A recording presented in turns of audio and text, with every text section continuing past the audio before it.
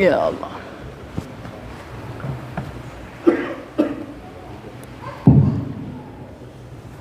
Bismillahirrahmanirrahim. Assalamualaikum warahmatullahi wabarakatuh. Alhamdulillah, wassalatu wassalamu ala rasulillah wa ala alihi wa ashabihi wa mawalah, amma ba'du.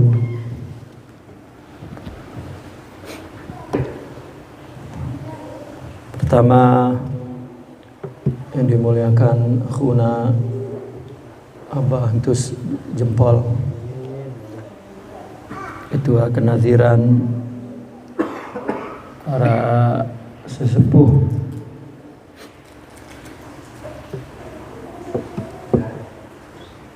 dan muslimin muslimat. Alhamdulillah, dengan izin Allah kita dapat hadir kembali untuk mangga apa jadi ya dia kan dengan izin Allah kita dapat hadir di majelis ilmu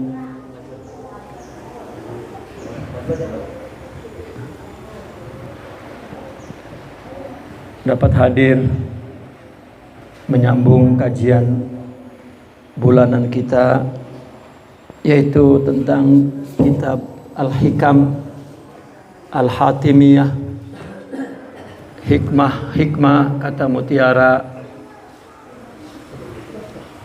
yang dikarang oleh Al-Syekhul Akbar Al-Imam Ibn Arabi.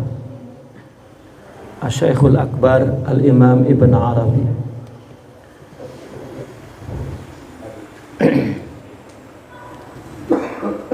Di mana buku ini dinamakan Al-Kalimatu Al-Hikamiyah wal Mustalahatu Al-Jariyah ala Al-Sinati Sufiyah. Kata-kata mutiara dan beberapa istilah, beberapa terminologi yang berlaku dalam bahasa orang-orang sufi. Insyaallah pada hari ini kita membaca hikmah yang ke-23. Hikmah yang ke-23. Bismillahirrahmanirrahim. Qala radhiyallahu anhu wa nafa'na bihi wa bi ulumihi fid dharain amin ya rabbal alamin.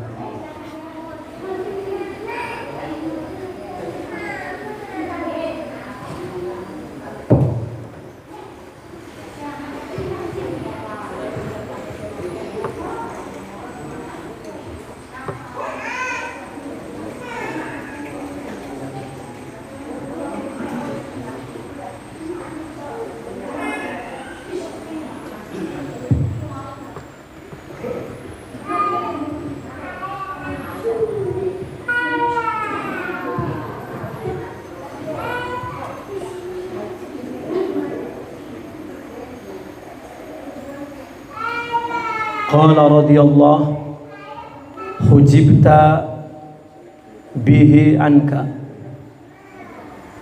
walau funita anka bihi ra'aitahu ma'ak.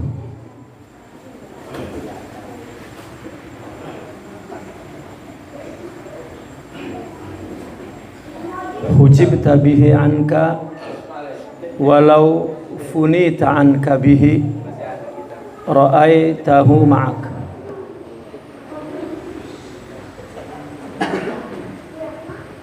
Kamu terhijab darimu dengan Allah. Jika kamu dipanakan darimu dengan Allah, maka engkau akan melihat Allah bersamamu.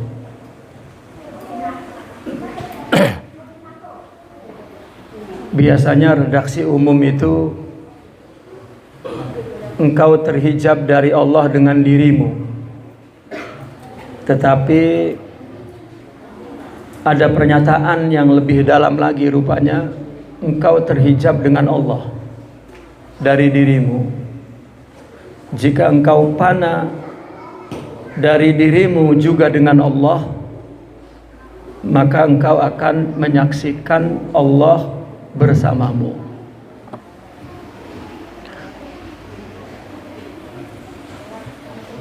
Imam Ibn Arabi mempunyai satu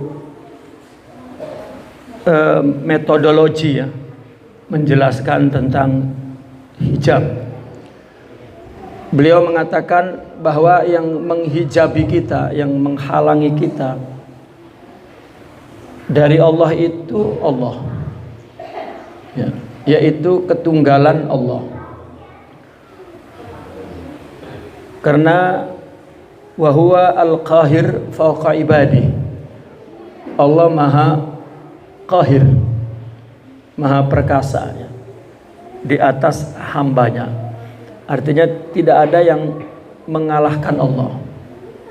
Tidak ada sesuatu yang dapat menghalangi Allah. Jika ada sesuatu yang menghalangi Allah, berarti sesuatu ini lebih qahir, lebih kuat dari Allah, sehingga dapat menghalang cahaya Allah,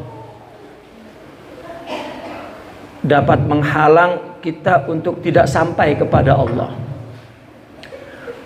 Maka tidak ada yang menjadi hijab ya, kita kepada Allah itu, melainkan Allah itu sendiri.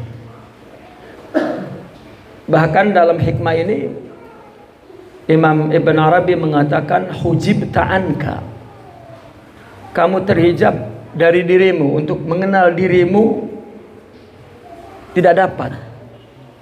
Yang membuat kita terhalang untuk mengenal diri kita adalah Allah. Andaikan kamu fana dengan sebab Allah dari dirimu, baru engkau dapat menyaksikan Allah bersamamu. Redaksi ini banyak yang perlu kita jelaskan ya. Banyak yang perlu kita jelaskan. Pertama, hujibta bihi anka. Kita sangat ingat ada ungkapan yang orang-orang sufi menisbatkan ungkapan ini kepada Rasulullah sallallahu alaihi wasallam. Man arafa nafsah faqad arafa rabbah. Barang siapa yang telah mengenal dirinya, maka ia telah mengenal Tuhannya.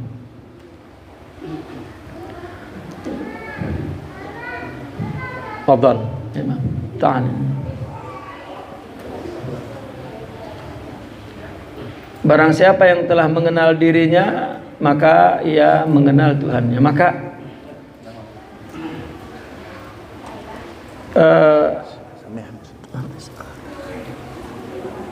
Maka jika orang tidak mengenal dirinya, berarti ada penghalangnya ya.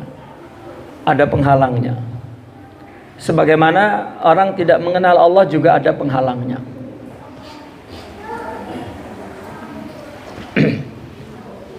Kalau dalam hikam Imam Ibn Athaillah misalnya, bahwasanya hajabaka bihi, hajabaka anhu tawahhumu mawjudin ma'ahu ya. Penjelasan yang sederhana katakan dalam konteks tasawuf seperti yang diungkapkan oleh hikmah Imam Ibn Athaillah, bahwa yang menghijabi engkau dari Allah itu adalah anggapan sesuatu ada bersama Allah ya. Anggapan sesuatu yang ada bersama Allah.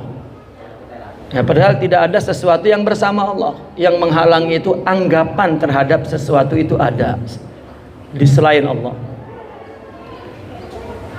Ahlan wa sahlan.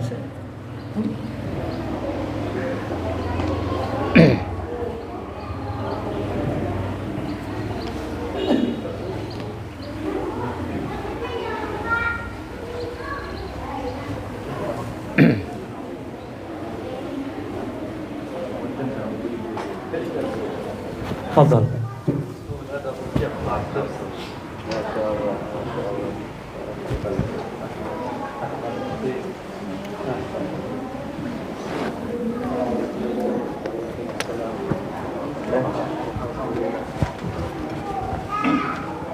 Assalamualaikum.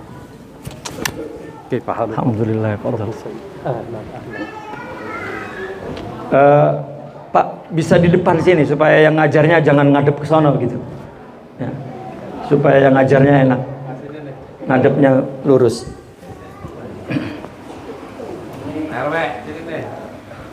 Ngajarkan kayak ngobrol ada. Ya.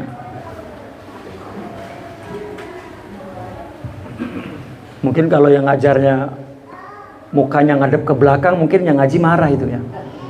Ya. كمل سيدي. تفضل سيدي. نعتذر قطعنا الدرس يعني. لا لم يبدأ بعد يعني بس. الحمد لله.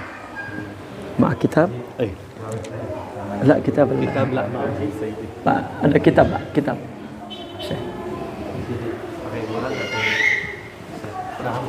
شاي بسكر ولا بدون سكر سيدي؟ خلاص تفضل. تصدق بسندك. تصدق أمك. تفضل. بسم الله الرحمن الرحيم. حجبت به عنك ولو فنيت عنك به رأيته معك. الله الله. نعم. 23. Nah. Kamu terhijab darimu dengan Allah. Artinya untuk mengenal diri pun mesti mengenalnya dengan Allah. Maka yang menghijab itu tidak ada melainkan hanya Allah. Karena ada ungkapan kana Allahu wa lam yakun ma'ahu syai' wa huwa al-an yakunu kama kan. Kita jangan artikan kalimat-kalimat di sini ya, karena berkaitan dengan Allah, maka jangan kita artikan seperti kita mengartikan kepada makhluk. Misalnya kana, ya, kana Allahu wa lam yakun ma'ahu syai'. Allah dulu ada. Ya, di sini tidak ada zaman. Kana yakunu, ya, artinya wujud bas. Ya, ya, tidak ada masa, tidak ada. Kana Allah ada, begitu saja. Walam yakun ma'ahu syai'un, tidak ada sesuatu yang ada bersamaan dengan Allah. Ya, kapan saja. Kita menyebut 3 tempat saja. Ya, katakan istilahnya tempat. Yang pertama yaitu azali, yang kedua adalah di dunia ini. Yang ketiga adalah abadi. Kita datang dari azali lalu ke alam dunia, nanti kembali kepada alam yang disebut abadi. Allah ada dalam 3 tempat ini, katakan tempat dalam tanda kutip, dan tidak ada sesuatu yang bersama Allah, tidak ada. Jadi kita sering mengartikan Allah dulu ada, ketika itu kita tidak ada. Sekarang keberadaan Allah tetap sama seperti dulu ketika kita ada. Kan begitu umumnya mengartikan. Ya, ya mungkin redaksi ini dapat dimaknakan berdasarkan ya, tingkat makomnya lah, katakan. Maksud saya Imam Ibnu Arabi punya makom yang tinggi, dia punya keterangan berbeda, maksudnya itu. Jadi Imam Ibnu Arabi mengatakan Kana Allah wa lam yakun ma'ahu syai'. Jangan diartikan ada zaman di situ. Karena dia ingin mengatakan bahwa di 3 daerah ini tidak ada sesuatu yang wujud ya, untuk membedakan ya, jangan tidak ada begitu ya. Tidak ada sesuatu yang wujud bersama wujud Allah, tidak ada. Ya. Kemudian wahuwal an, dan sekarang, dan dia sekarang.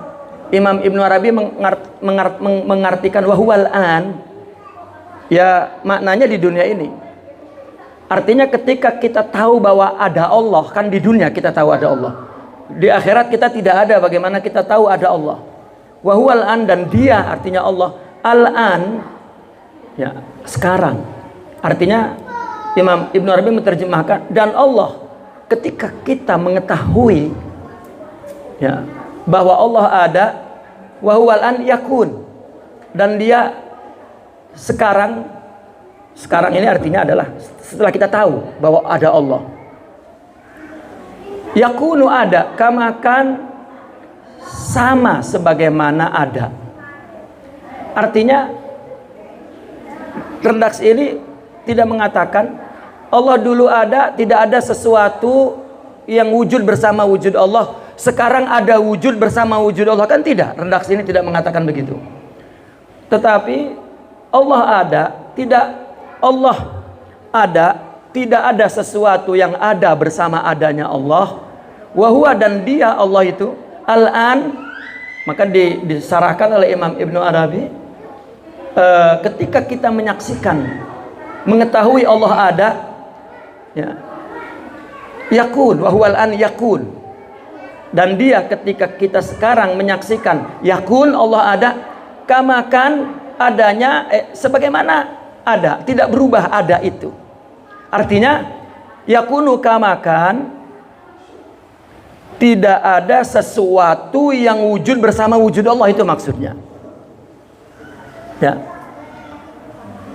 Ini sebetulnya bukan bertolak belakang dengan makna yang tadi seperti biasa diungkapkan. Barangkali tingkat ukul yang menerimanya, ya, ketika semakin tinggi maka semakin dinaikkan levelnya, barangkali begitu. Ya. Ini levelnya udah level Pak Ndul gitu. Pak Ndul atau siapa tuh? Ya. Lalu bagaimana penjelasannya? Sebetulnya bagi orang ahli sunnah itu tidak bingung. Karena sejak kecil kita sudah disajikan sifat 20. Sifat 20 itu kan pertama sifat nafsiyahnya itu wujud. Itu pun salbiyah. Ya, Allah ada. Dan wajib lagi. Ya, pertama kita belajar sifat wujud, Allah ada, dan selain Allah wajib adamun, tidak ada. Dari segi ada. Lalu kita kan disebutnya jaizul wujud wal adam, boleh ada dan boleh tidak ada. Maka kita bukan wajib ada, kita tidak ada. Bukan wajib ada, tetapi boleh ada dan boleh tidak ada. Kita bukan ada dan bukan tidak ada. Kalau tidak ada nggak akan ada. Masa tidak ada kan gitu. Tetapi kalau ada, maka hakikat ada ini tidak berubah. Ya. Malah kita bercerita dulu kita tidak ada, sekarang ada, nanti tidak ada. Ya, maka ada dan tidak adanya kita tawahum. Makhluk diciptakan. Ya, maka saya sering heran ketika orang sufi bicara tentang tidak ada sesuatu yang wujud bersama wujud Allah, mengingkari. Padahal pelajaran sifat 20-nya, ya, jangan-jangan sifat 20 hanya pelajaran TK disuruh menghafal. Wujud dan bahwa tidak pernah dihayati. Kalau kita baca sejarah sifat 20 itu satu kaidah yang menggugurkan semua analisa tauhid ya, dari para filosof ya, ya, yang inhiraf, yang syirik, Jabariyah, Qadariyah, Mu'tazilah, Khawarijiyah dan ya. Maka berdirilah sifat 20. Itu. Justru yang pertama kali dinyatakan oleh sifat 20, Allah wajib ada dan selain Allah wajib tidak ada dari segi ada. Itu.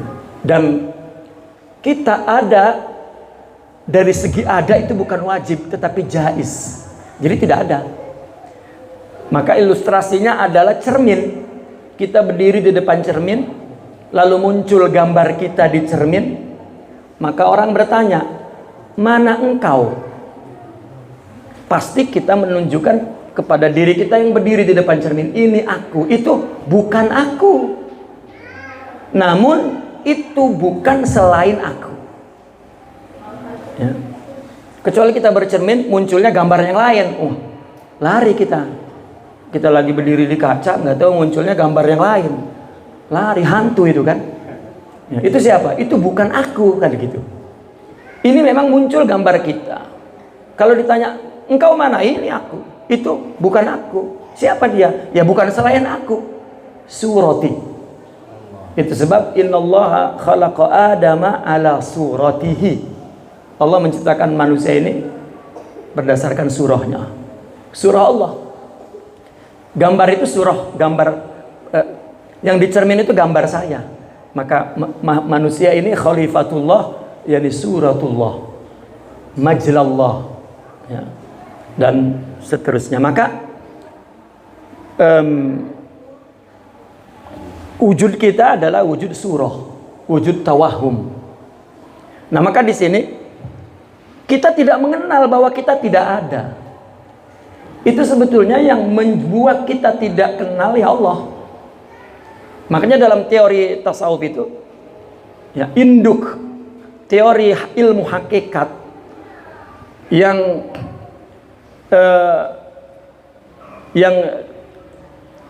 apa namanya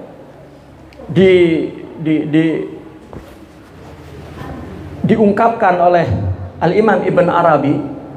Teorinya, induk teorinya adalah at-tajalliyat, tajalli. Ya. Tajalli ini yang pertama adalah Allah mentajalikan wujud, ada. Maka disebutnya at-tajalliyat al-wujudiyah. Allah menciptakan ada, maka ada yang paling sempurna adalah manusia. Sehingga kedudukannya manusia itu diangkat sebagai khalifah. Ya, khalifah itu kan wakil ya, wakil. Lalu untuk mengenal wujud manusia ini tidak dapat, ya, tidak mampu. Perangkat keakal katakan yang ada dalam tubuh manusia ini yang wujud untuk mengenal dirinya tidak mampu. Ya, kenapa? Karena dia adalah sebagaimana yang dikatakan oleh Imam Ibn Arabi, annal insana kulliyatullah la juz'iyatu. Man qala al-juz'iyah faqad kafar. Bahwasanya manusia itu semuanya Allah, tidak separuh-separuh. Barang siapa yang mengatakan separuh, kafir. Artinya bahwa semua kita itu dari Allah, begitu yang ceteknya begitu katakan. Enggak ada yang di diri kita ini ciptaan kita, enggak ada. Pure, semuanya ciptaan Allah, full. Kalau kita mengatakan enggak, separuh ciptaan Tuhan lain atau kita, kafir. Ya. Artinya kesempurnaan manusia tidak dapat disaksikan oleh perangkatnya sendiri di dalam tubuh ini, akal. Tidak dapat. Mesti, kenapa? Karena dia kesempurnaan Allah. Ya. Makanya orang yang mengenal Allah akhirnya mereka mengatakan araftu rabbi bi rabbi. Aku mengenal Allah dengan Allah.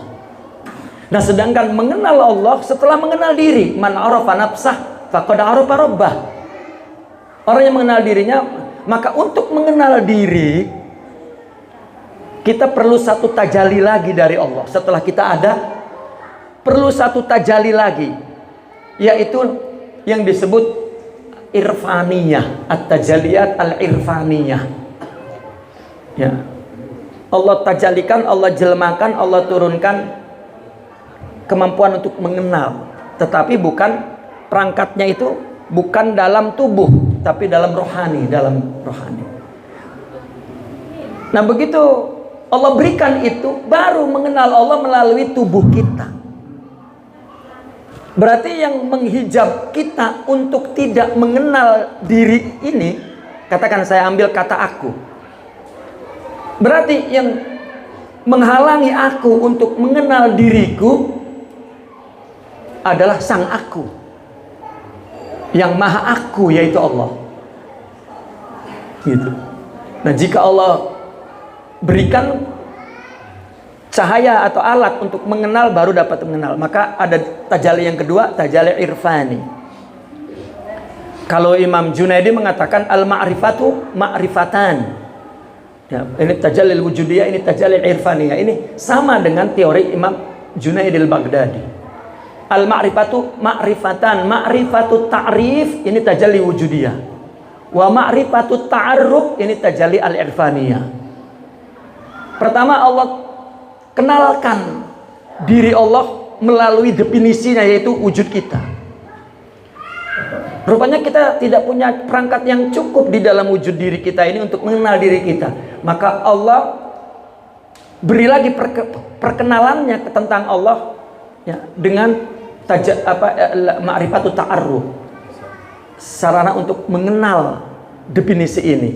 Itu ruhani, sama dengan tajalli irfani.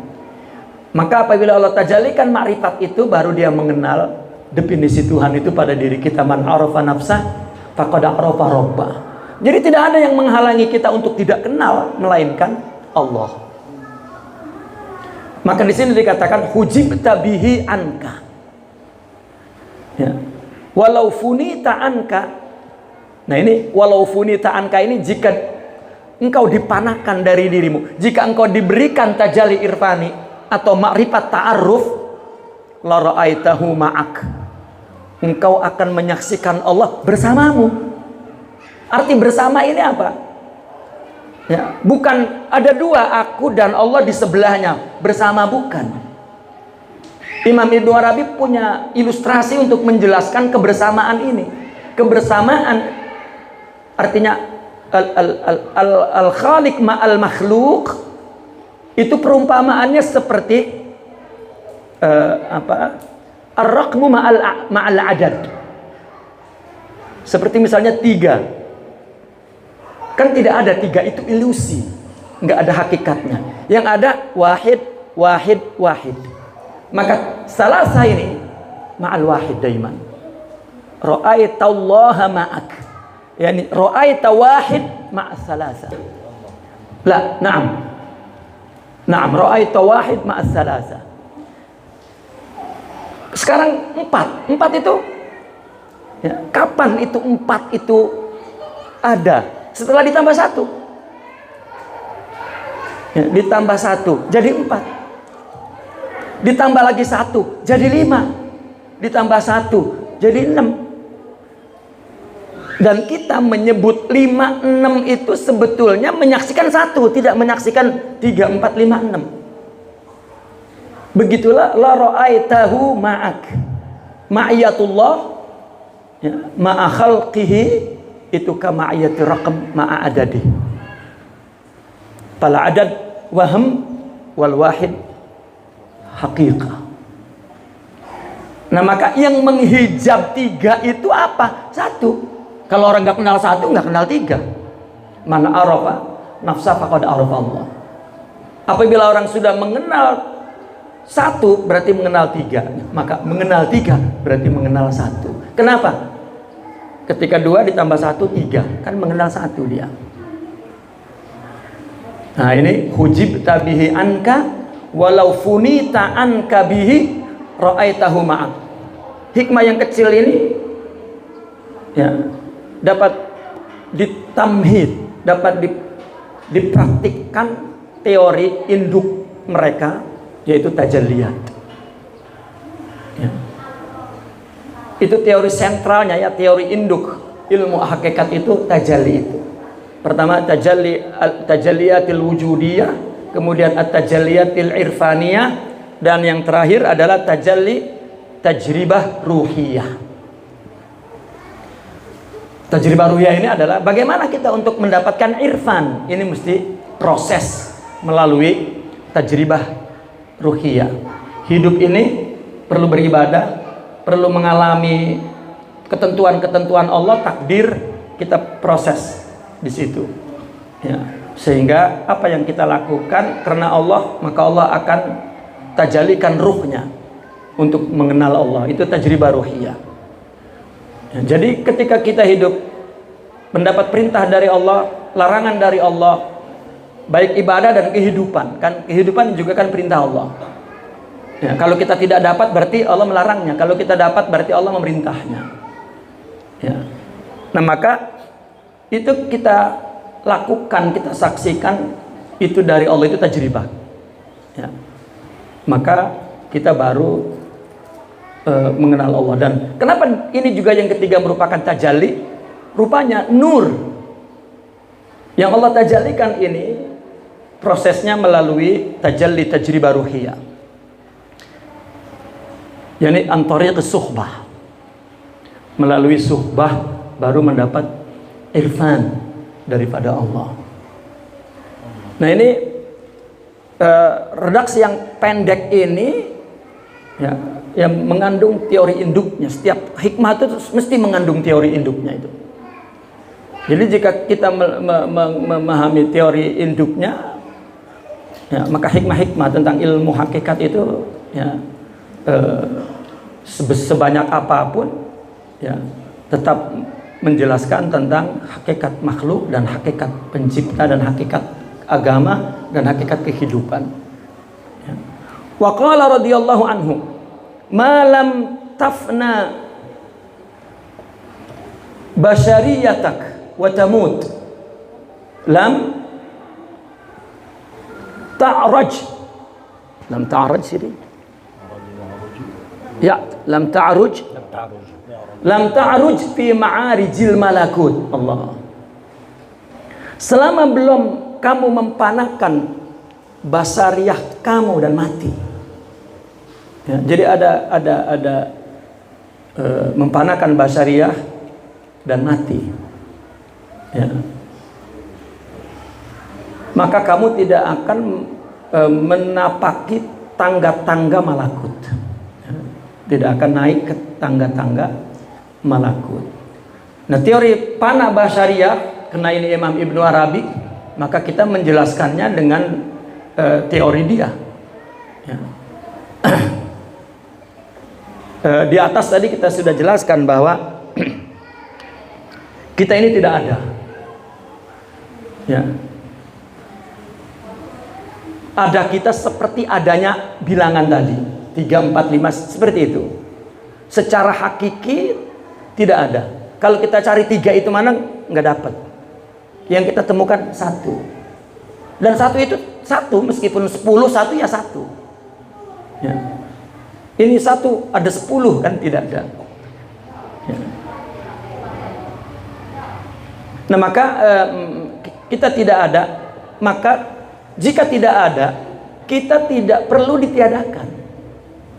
Bukan hilangkanlah dirimu, lebur kepada wujud Allah, itu kan redaksi ya. Ya, pemahamannya bukan kita sholat misalnya aku tidak ada, itu semakin ada. Karena sesuatu yang perlu ditiadakan berarti dia mengakui ada. Ya. Bahkan artinya isbat kepada ada. Padahal kita dari awal sudah betul itu tidak ada. Kenapa tiba-tiba kita perlu meniadakan? Sesuatu yang perlu ditiadakan berarti dia mengakui ada untuk kemudian ditiadakan. Ya, adapun fana basyariah ini, basyariah adalah sifat fisik. Istilah lain nafsu. Itu yang mesti kita nonaktifkan, katakan. Ya. Dinafikan. dominasinya, dinafikan kekuasaannya. Makanya kan nafsu dikatakan amir. Nafsul ammarah, amir, ini kan dominan. Nah, kita tidak dominankan. Sebetulnya yang dilakukan kelihatannya memang seperti melawan hawa nafsu. Ya, mengekang, sebetulnya bukan. Memberikan ruang agar cahaya itu masuk ke dalam rohani. Ya. Karena kalau misalnya dikekang nafsu untuk dikurangi volumenya, tidak mungkin, tidak boleh. Makanya orang salah memahami, dikiranya para kutub itu, para wali itu tidak punya nafsu. Nah, ini salah besar. Ya, justru semakin wali, nafsunya semakin sempurna. Mata kabeh wali ku rabine papa. Soalnya nafsunya makin sempurna. Lah kalau nggak sempurna nggak punya istri sudah. Ya, udah nggak menarik lah. Yang ngomongnya itu wali itu, wahai istriku, engkau dengan dinding ini sama saja. Kalau tidak perintah Allah, aku tidak tiduri kamu, begitu kira-kira. Tapi ngomong begitu, ya, anaknya 27. Coba. Ya. Artinya melakukan keperluan nafsu dengan dominasi rohani. Murni, baru ibadah kepada Allah. Jika tidak, maka apapun kebaikan yang dilakukan kembalinya untuk fisik juga. Allah sudah menyediakan balasan untuk fisik surga di akhirat, jangan di dunia. Di dunia sudah dibagi oleh Allah ar-rizqu maksum. Jadi jangan pernah ibadah itu kita tujukan untuk mendapatkan rezeki dunia. Karena rezeki sudah maksum. Yang kita ingin dapatkan untuk fisik itu rezeki akhirat di surga. Istana yang megah, makanan yang nikmat, ya, fasilitas yang super canggih itu di surga. Ya, bahkan bidadari 700. Nah, ini sisi inilah yang dijelaskan oleh tasawuf. Itu. Nah, maka selama engkau tidak menonaktifkan sifat basariyahmu, ya, dan mati, maka engkau tidak masuk ke alam malakut. Alam malakut adalah alam rohani, alam muluk, alam fisik, alam tubuh. Memang di dalam tasawuf ini kita perlu mengenal beberapa istilah yang paling penting yang menjadi tema utama mereka. Tema utama mereka itu, kalau Imam Al-Ghazali menyebutnya, artinya maudhu al-asil fit tasawuf, ya, yaitu an-nafs wal aql wal qalb wal ruh. Ini mabahis al-asilah. Maka jika orang pimpinan tarekat dalam majelisnya tidak bicara ini bukan tasawuf, padahal itu tema utamanya. Seperti fikih, tema utamanya apa? Af'alul mukallafin. Apapun yang dibaca adalah, yang dijelaskan adalah perbuatan orang yang sudah mukallaf. Kalau orang sufi bukan af'alnya, bukan af'al fisik, tetapi af'alur ruh. Jadi tema utamanya orang sufi adalah nafsu, akal, qalb dan ruh. Nah, ini bukan basyariyah, ini insaniyah dalam istilah mereka. Kalau basyariyah adalah kulit, fisik, sifat-sifat nafsu tadi. Nah, yang dinonaktifkan adalah sifat basarinya, artinya hidupkan sifat rohaninya. Gitu. Dengan menghidupkan sifat rohaninya, maka dia hidup dengan rohani. Makanya orang-orang sufi dipanggil al-alim ar-rabbani, yakni rohaniyun, ya. Orang-orang rohani, begitu, rohani, orang-orang yang hidup dengan akal budi, ya, spirit, jiwa, begitu. Maka malam tafna basyariyatik wa tamut lam ta'ruj fi ma'arijil malakut. Ya. Tadi tema-tema tentang nafsu, akal, kalbu, ruh. Ada ungkapan lain selain perkataan ini. yaitu muluk, malakut, jabarut, lahut. Itu sama. Ya, muluk, malakut, jabarut, lahut. Ya. Orang sufi menggunakan istilah ini untuk menyebut kalbu, ya, kemudian fuad dan ruh, atau kalbu, fuad dan sir. Itu malakut, jabarut. Nah, maka kita tidak boleh meninggalkan istilah ini nih, yang ya, karena ini tema, merupakan tema, mabhas, maudu. Ya. Nah, maka itu sebabnya orang sufi dimanapun akan bicara, akan menyebut alam malakut. Bahkan mereka mengatakan begini, kalau dia berada di alam muluk, maka pembicaraannya sedikit pun tidak berbeda dengan apa yang disampaikan oleh ulama fikih, ulama hadis, tidak. Tapi jika sudah masuk ke alam malakut, katanya, baru mulai beda. Ya. Ini bukan berarti alam malakut itu ada satu alam yang dia pergi ke sana, ya, dan meninggalkan alam muluk. Ini takhayulnya begitu kan? Karena kita sering mendengar orang wali itu tubuhnya bersama kita di alam muluk, tapi jiwanya di alam malakut. Ya. Kita ilustrasi secara awam tuh, apabila seorang wali itu sedang dalam kondisi tadi itu, maka dia seperti diam gitu. Itu lihat jasadnya di sini. Tidak, ya, bukan begitu.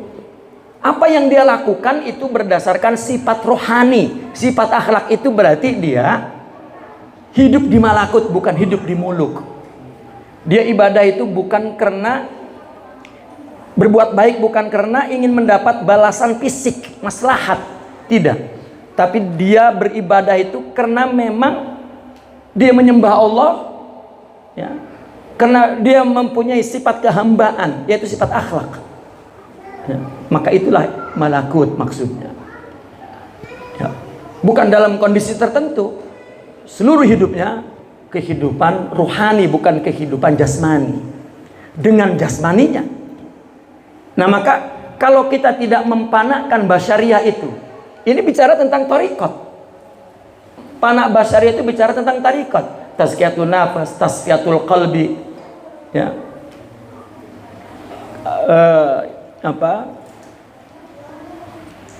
Seperti yang istilah yang sering kita dengar, takhalli, tahalli, tajalli, ini proses untuk, ya, menonaktifkan sifat basyariah dan menyalakan cahaya rohani sehingga dia hidup dengan rohaninya. Artinya hidup dengan rohani itu, ya, hidup dengan sifat-sifat mulia, sifat-sifat akhlak. Dia melakukan ini sabar, ini ridha, ini syukur, ini wara, ini zuhud, ini iffah, ya, ini mahabbah, ini afau, ya. Dan itu dia hidup dengan sifat-sifat rohani, bukan dengan sifat-sifat fisik. Itulah meningkat, ya, ma'arij al-malakut. Artinya ini bicara tentang takhali, tahalik, tajalli. Ya. Ada lagi dalam Imam Ibn Athaillah mengatakan ukhruj min sifati basyariyatik, katanya. Keluar dari sifat basyariah. Ya. Kita mengartikan, wah, ini kita harus meninggalkan sifat basyariah, seolah-olah kita tidak memberikan keperluan nafsu. Ya. Tidak demikian, karena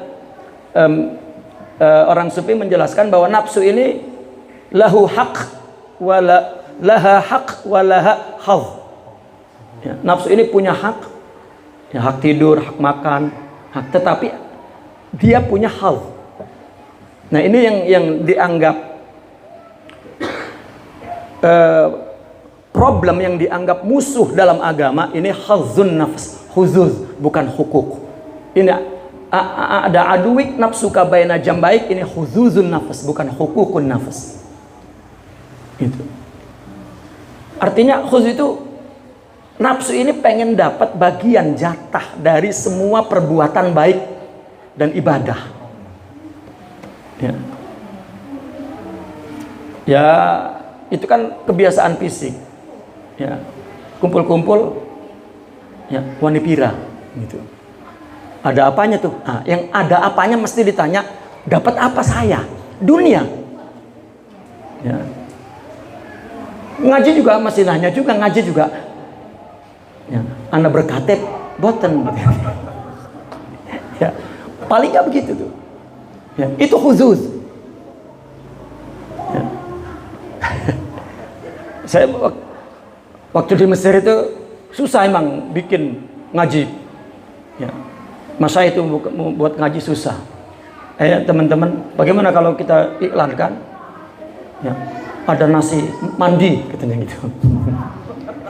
Pelajar paling getar mahasiswa. Wah, menyerbu. Ya. Tapi bifadlillah kita ada dalam artinya tarbiyat sufiyah tariqah. Jadi kalau ada iklan itunya malah nggak datang karena hayawan ya ini. Lam tabna basyariyatak wa tamut lam ta'ruj fi ma'arijil malakut. Ya. Selama kita belum mengangkat amir ammarah itu adalah ruhani, ya, maka kita tidak hidup dengan rohani. Kita hidup dengan fisik. Kita hidup dengan fisik. Taib. Wa qala radhiyallahu la ta'riful haqq wa sifatihi ma lam tashhad sirrahu fik wa ayatihi. Engkau tidak akan mengenal Allah dan sifatnya selama kamu tidak menyaksikan sir Allah di dalam dirimu dan tanda-tandanya. Apa itu sir? Dalam hadis al-ikhlasu sirrun min asrari. Sebetulnya bukan ikhlas saja, itu sampel. As-sabru sirrun min asrari, ar-ridha sirrun min asrari, ya, al-ikhlas sirrun min asrari, at-tawadhu sirrun min asrari. Kullu maqamat ruhiyah asrar. Maka hati ini adalah mahbatul asrar wal anwar, ya, di dalam jiwa ini tempat Allah meletakkan sir. Kenapa sir? Karena memang ini benda yang abstrak, tidak dapat dilihat. Orang lihatnya sholat, hatinya wallahu a'lam. Orang lihatnya memberi, pamrih atau tanpa pamrih, la wallahu a'lam. Itu kan sir.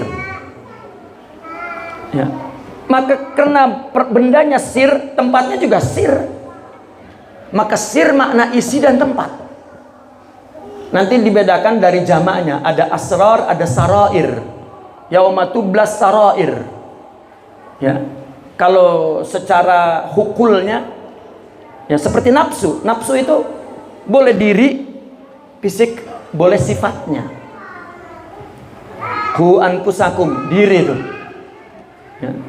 Tapi ada aduwik nafsu kabaina jambaik, sifat yang tumbuh dari tubuh. Namun nanti dibedakannya zamannya, ada anfus, ada nufus. Nah, nufus adalah sifat, anfus adalah tempatnya. Ada qalib, ada qalb. Nah, maka asrar adalah isinya, sarair adalah tempatnya. Tetapi kalau nanti bahasanya itu majaz, boleh jadi maksudnya tempat, disebutnya tempat tapi maksudnya isi. Seperti yauma tublas sarair, maksudnya yauma tublal asrar. Ya, seperti was'alil qaryah, yani was'al ahlal qaryah, itu majaz. Ya. Jadi ada makna i'tibati gitu, ada makna silang yang digunakan oleh Al-Qur'an. Ya. Karena ada majaz, ada majaziyah. Nah, maka engkau tidak mengenal Allah dan sifatnya selama engkau tidak menyaksikan sirnya. Sama aja dengan di atas, selama tidak ditajalikan irfannya, selama tidak dikenalkan ma'rifat ta'arufnya, sama saja. Ya. Selama Allah tidak memberikan sir, bagaimana kita merasakannya, menyaksikannya. Karena lam tashhad sirrallah fika, ruh, di dalam ruh, wa ayatihi, dan sifat-sifatnya. Ayatihi yakni sifat, ya, tanda-tanda kebesarannya. Sama saja yang dibicarakan itu. Ya, orang tidak akan berada dalam makna tajalli jika dia tidak tahalli, dan tidak ada tahalli jika dia tidak takhalli. Gitu. Nah, orang yang telah menyaksikan, mengenal Allah, maka yang syuhud adalah Allah, yaitu sirnya di dalam diri kita. Arabtu Rabbi bi Rabbi, yani sirullah ya, fik di dalam dirimu. Itulah yang ya'riful haq ya, illal haq, la ya'riful haq illal haq. Boleh jadi orang arif itu dari awal dia masuk dalam tarbiyah sufiyah, dia zikir, dia mujahadah, ya, juhud, betul-betul usaha. Mestinya kan begitu dia sampai, alhamdulillah atas usahaku aku dapat sampai dan menyaksikan Allah. Ternyata tidak. Ya. Begitu sampai, dia mengatakan arabtu Rabbi bi Rabbi. Ya. Aku mengenal Allah dengan Allah, bukan dengan upaya kita. Arabtu Rabbi bi Rabbi. Ya, mengenal Allah dengan Allah. Bahkan mereka menjelaskan bahwa makrifat itu adalah wahbiyah, anugerah, la kasbiyah. Tidak ada bagian sedikit pun usaha kita. Padahal dia babak belur tuh, bertahun-tahun mengerjakannya. Bahkan dia di situ baru menyadari kalau Allah sejak awal tidak pelihara, nggak sampai. Baru menyadari di situ. Itulah syuhud. Ya. Bukan kita bikin sendiri wali dengan memperbanyak bilangan zikir. Tidak ada. Ya. Tidak ada. Karena maka dalam tasawuf itu, dalam madrasah tasawuf, murid itu ada tiga tingkatan ya. Pertama, murid al-muntasibin, al-intisab. Dia hanya mengaku dirinya ya, menisbatkan dirinya bahwa dia tarekat ini ya. Dan tidak ada yang dia lakukan kecuali mungkin hadir zikir bareng-bareng, udah itu ahlul intisab. Cuma nama doang, sebetulnya dia tidak bertarikat. Yang kedua, ini murid am. Dia membaca zikirnya setiap waktu seperti yang ya dibaca. Memang itu wirid tarikat. Dah itu saja. Padahal orang bertarikat bukan itu. Nah, yang ketiga inilah yang mengikuti apa yang dilakukan mereka para mursyidin, yaitu apa? Mujahadatun nafs. Ya, dia beribadah. Dia betulkan ibadahnya, dia betulkan amal solehnya untuk Allah saja. Inilah yang sebenar-benarnya orang yang sedang bertarikat. Adapun zikir itu suplemen aja agar ya, memberikan, menumbuhkan, menguatkan imun, katakan ya, agar mampu melakukan itu. Nah, inilah al-muridul haqiqi ya. Nah, maka jika pemimpin tarekat hanya bangga dengan banyak murid, tapi ahlul muntasibin wal am la yuntij ya syai, maka tidak akan memberikan, tidak akan memproduksi apa-apa. Ya, wali nggak keluar dari situ. Ya, jangan-jangan yang keluar malah dukun nanti. Ya, tukang baca doa, tukang baca lah. Ya, tarekat melahirkan Abdullah, hamba Allah. Ya, kita baca 4 ya. Man lam ya'khudhit tariqa minar rijali fa huwa yantaqil min muhalin ilal muhal. Allah, astagfirullah. Barang siapa yang tidak mengambil tariq ini. Tariq ini sifatnya ya. Ya. Kan ada istilah tariq dan tariqah. Kalau tariqah ini namanya, tariq sifatnya. Karena wazan fa'il jika ditambah tak marbutah maka berubah minas sifat yang takil ilal isim. Ya, maka tariqus sufi adalah sifat-sifat orang sufi. Ya, sebetulnya ketika berubah menjadi tariqah adalah madrasah yang menjadi wadah untuk mendapatkan sifat-sifat sufi itu. Sebetulnya begitu. Ya, namun kita ingin detail memahami setiap terminologi yang ada dalam tasawuf, istilah itu jangan, karena saya menyaksikan di Nusantara ini ada salah kaprah. Ya, dia melihat itu istilah bahasa saja, padahal itu ada istilah khusus yang eksklusif yang perlu dijelaskan atau dipahami, disebut dengan istilah yang benar. Man lam ya'khudhit thariq minar rijal, barang siapa yang tidak mengambil sifat-sifat ya, yang dibahas dalam tasawuf itu, maqamat ruhiyah, anwar, asrar tadi itu, minar rijali, dari para tokoh sufi, dari ya, para mursyidil kamil ya, bahwa yang takil, maka dia berarti berpindah dari sesuatu yang mustahil kepada yang mustahil, artinya tidak mungkin berhasil. Ya, orang masuk tarekat ambil wiridnya, lari ke atas gunung, dia wiridkan itu jadi gila. Tidak.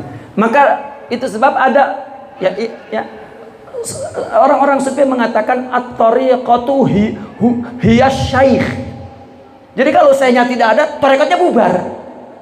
Sebetulnya begitu. At-tariqatu hiya syaikh. Karena Allahnya yang hidup itu Allah, bukan jasad yang udah mati dan timbul takhayulat di situ. Lah. Maka kita sering bilang, wah sekarang udah nggak ada wali, karena walinya udah mati di kampung itu. Ya dulu ada, dulu di situ. Ya Allah tajalikan di tempat lain. Kenapa? Mungkin orang situnya nggak ngambil, orang situnya tidak bersyukur, orang situnya tidak menghormati, mati, baru dikenang. Dulu ada wali dulu. Ya. Nah, maka man lam ya'khudit thariq minar rijal, ya, bahwa yang taqilu min muhalin ilal muhal. Ya, dia hanya berpindah dari sesuatu yang mustahil ke mustahil. Jadi mengambil thariq sifat-sifat itu minar rijal.